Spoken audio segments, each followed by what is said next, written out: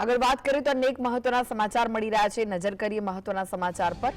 સુરતમાં ફાગોત્સવના નામે અશ્લીલ નૃત્ય યોજાતા વિવાદ થયો છે।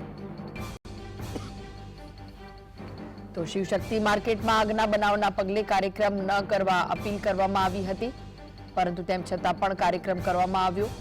અપીલને નેવે મૂકીને કેટલાક વેપારી સંગઠને ફાગોત્સવનું આયોજન કર્યું અને તેમાં અશ્લીલ ડાન્સ કરતા પણ નજરે પડ્યા। ફાગોત્સવમાં અશ્લીલ ડાન્સ કરતા આક્રોશ પણ જોવા મળી રહ્યો છે। એક તરફ જે વેપારીઓ છે તેમને લાખોનું નુકસાન થયું છે આગમાં, અને બીજી તરફ ફાગોત્સવ ન યોજવા માટે કહેવામાં આવ્યું હતું, તેમ છતાં પણ ફાગોત્સવ યોજવામાં આવ્યો અને તેમાં પણ પાછો અશ્લીલ ડાન્સ કરતા વિડીયો સામે આવ્યા છે।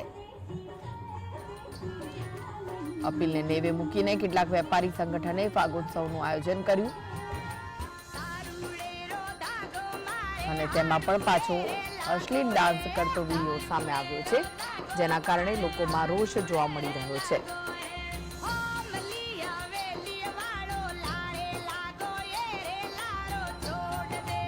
તો સુરતમાં અગ્નિકાંડની કળ વળી નથી, ત્યાં કોણે કર્યું ફાગોત્સવનું આયોજન તેવા સવાલ ઉઠી રહ્યા છે। શા માટે ફાગોત્સવના નામે આવું હીન કૃત્ય કરવામાં આવી રહ્યું છે? શા માટે આવા કાર્યક્રમનું આયોજન કરાયું છે? સવાલ ઉઠી રહ્યા છે અનેક। એક બાજુ અગ્નિકાંડની તપાસ, બીજી બાજુ ફાગોત્સવના નામે ડાન્સ રાખવામાં આવે છે અને તે પણ પાછો અશ્લીલ ડાન્સ।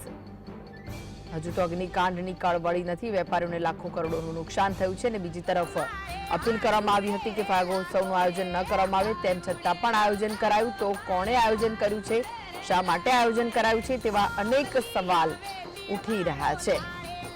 એક બાજુ અગ્નિકાંડની તપાસ ચાલી રહી છે તો બીજી બાજુ ફાગોત્સવના નામે ડાન્સ ચાલી રહ્યો છે। સુરતમાં જે અગ્નિકાંડ સર્જાયો હતો તેમાં વેપારીઓની દુકાનો બળીને ખાખ થઈ ગઈ હતી અને વેપારીઓને લાખો કરોડોનું નુકસાન થયું છે।